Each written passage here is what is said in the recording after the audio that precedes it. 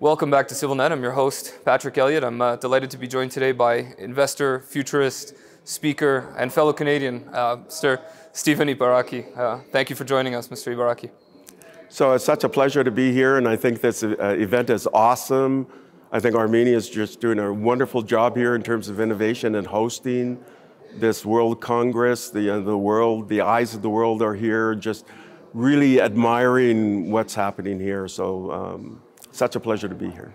Well, how do you think WCIT positions Armenia on the global stage when it comes to innovations in AI and technology? Yeah, I mean, definitely positioning Armenia as a hub for innovation, working on leading in AI and every aspect of tech for good, or what we could call AI for good. There's so much talent here, and that talent directed towards innovation and empowerment.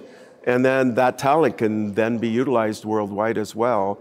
I mean, you're quite famous for your diaspora worldwide, so, which is a talent pool, and then that talent pool really focused in enabling the mother country, and the mother country itself enabling its talent capability, even investing many years ago into ensuring that the population had access to technology. So.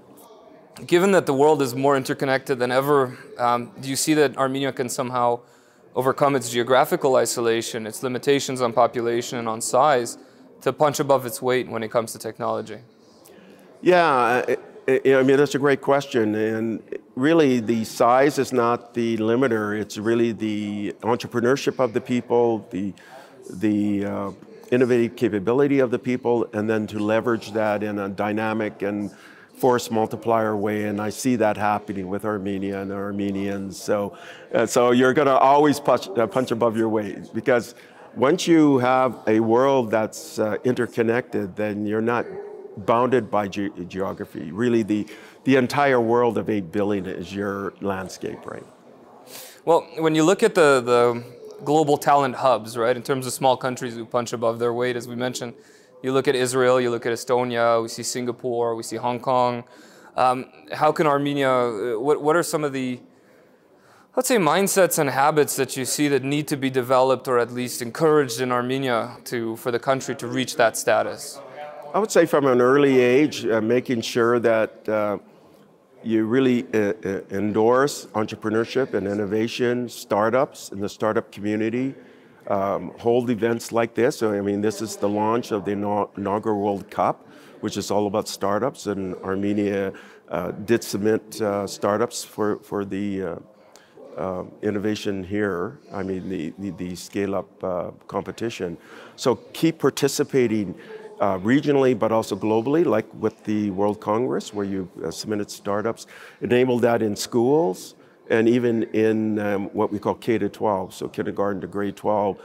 Try to really emphasize entrepreneurship, innovation, forward thinking, stretch goals. In other words, always thinking about things that are beyond your capabilities, making sure that you're spending time reading things that are at the outlier, kind of the stretch areas, boundaries. I think that's really important.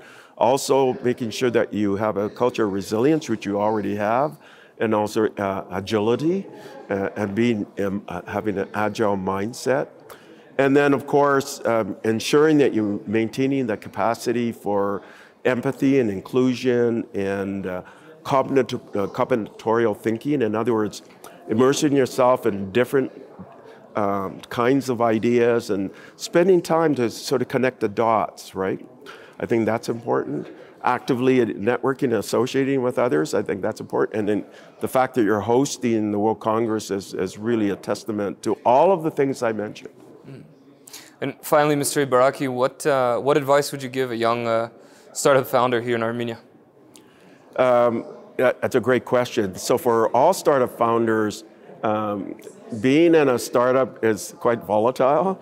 So you got to make sure you maintain that optimism, keep focused on delivery and execution, making sure that you maintain that vision and think towards the ultimate goal, making sure that you have executable items to achieve your goals.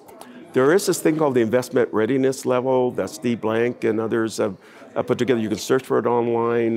It gives you these kind of like 9 stages that a startup should really factor into. So things would be, putting together some basic business plan, knowing what your competition is, making sure that you have an MVP, a minimal viable product, making sure, even before that, making sure you have a problem and a real solution, and validation of that in a measurable way, an MVP, and then of course, scaling your revenue, et cetera, et cetera. There's just kind of these 9 levels of investment readiness level.